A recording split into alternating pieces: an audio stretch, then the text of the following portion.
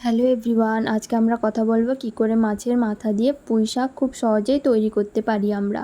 সেই জন্য আমরা প্রথমে কিছু সবজি নিয়ে নেব, যেমন পুঁই শাক, আলু, কাঁচকলা, কুমড়ো, বেগুন। আপনার কাছে যা যা সব সবজি থাকবে আপনি নিয়ে নেবেন। এবার আস্তে আস্তে করে আমরা সব এক একটা করে সবজিগুলো কেটে নেব। যেমন ফার্স্টে আমি কাটছি কুমড়ো। কুমড়োর পিসগুলো দেখুন, আমি না খুব বড় না খুব ছোট, একটু মিডিয়াম সাইজে কেটে নিচ্ছি। আপনি আপনার মনের ইচ্ছে মতো কেটে নিতে পারেন, কারণ যখন চচ্চড়িতে সব দেওয়া হবে আস্তে আস্তে সেদ্ধ হয়ে যাওয়ার পর আস্তে আস্তে কোনোগুলোই ওরকম আর থাকবেই না। এবার আমার কুমড়োটা কাটা হয়ে গেছে, এবার আমি বেগুনটা কাটছি। বেগুনটা দেখুন আমি ঠিক কীভাবে কেটে নিচ্ছি। খুব বেশি ছোট কিন্তু আমি করছি না। এই করে করে আমি সব সবজিগুলো কেটে নেব। এরপর আমি দেখুন কাঁচকলাটাও কেটে নিচ্ছি। এক এক করে আমার সমস্ত সবজিগুলো ঠিকভাবে কাটা হয়ে গেছে।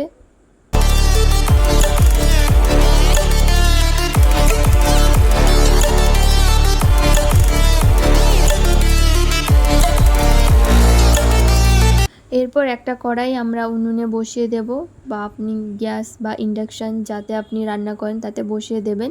তার মধ্যে কাঁচা সরষের তেল আমি নিয়ে নিয়েছি কিছুটা, আপনি দেখতে পাচ্ছেন। তার মধ্যে আমরা যে মাছের মাথা দিয়ে যে পুঁই শাকটা বানাবো সেই জন্য প্রথমে মাছের মাথাটাকে ভেজে নিতে হবে। ওই জন্য ফার্স্টে আমি মাছের মাথার মধ্যে কিছুটা লবণ আর কিছুটা হলুদ দুটো মিশিয়ে নিয়েছি। মিশিয়ে দেওয়ার পর এক এক করে আমি এবার কড়াইতে ছাড়বো মাছের মাথাগুলো, কিন্তু একটু সাবধানে ছাড়বেন, যেহেতু মাছের মাথাগুলো কড়াইতে দেওয়া হচ্ছে ফটফট করে এরমভাবে ফাটবে, এক এক করে আমার গায়ে অবধি লেগে গেছে।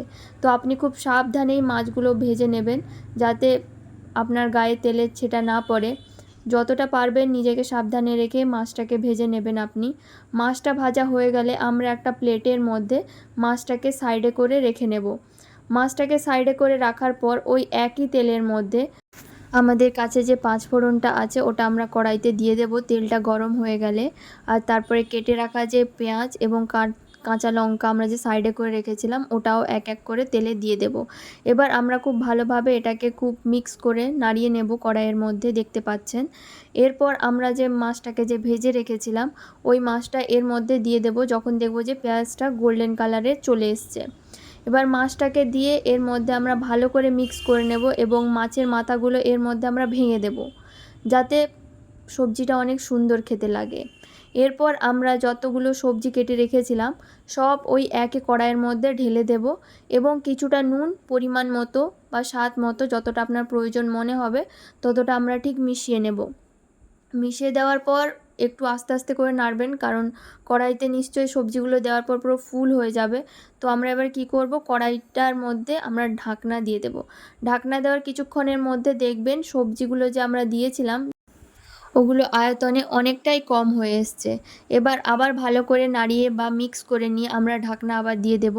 এইভাবে 2-3 বার করতে হবে, করলে আস্তে আস্তে দেখতে পাবেন সবজির মধ্যে থেকে আস্তে আস্তে জল ছেড়ে দিয়েছে এবং জল ছেড়ে দেওয়ার পর সবজিগুলো আস্তে আস্তে ওই জলের মধ্যেই নিজে থেকে সেদ্ধ হয়ে যাচ্ছে। এবার একটু মিষ্টির জন্য আমরা পরিমাণ মতো কিছুটা মিষ্টি দিয়ে দেব, কিছুটা চিনি দিয়ে দেব, যাতে স্বাদটা একটু বেশি ভালো হয়। এরপর এইভাবে আমরা নাড়িয়ে নেব। নাড়িয়ে দেওয়ার পর আরেকবার আমরা ঢাকিয়ে নেব। ঢাকিয়ে নেওয়ার পর আস্তে আস্তে দেখবেন যখন জলটা পুরোটা শুকিয়ে গেছে তখনই আপনার তৈরি হয়ে গেছে মাছের মাথা দিয়ে পুঁই শাক, খুব টেস্টি।